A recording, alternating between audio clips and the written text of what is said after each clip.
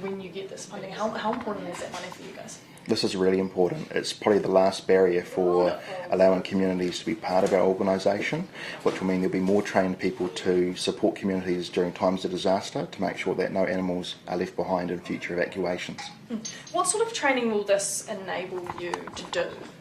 This will enable us to carry out a lot of training, in particular our field personnel who end up working in potentially flood water or around damaged structures. So having flood safety training, having incident management training, first aid training will make sure that our volunteers are safe but also be more effective in rescuing animals that are left behind during disaster. How big is the issue of animals being left behind in a disaster? It's not something that we normally hear about. It's a big issue. So in Hurricane Katrina, nearly 44% of those that chose to stay behind did so in part because they couldn't take their animal.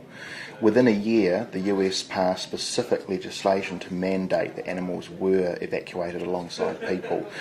12 years on from Katrina, we still don't have that legislation in New Zealand. And in New Zealand, for example, earthquakes that happened in Christchurch, people breached the cordon to go back for their pets. In Edgecombe, people breached the cordon to go back to get their pets, putting themselves and others at risk. So this is more about just animal safety. This is also about people safety as well. How do you think the training is going to benefit these communities?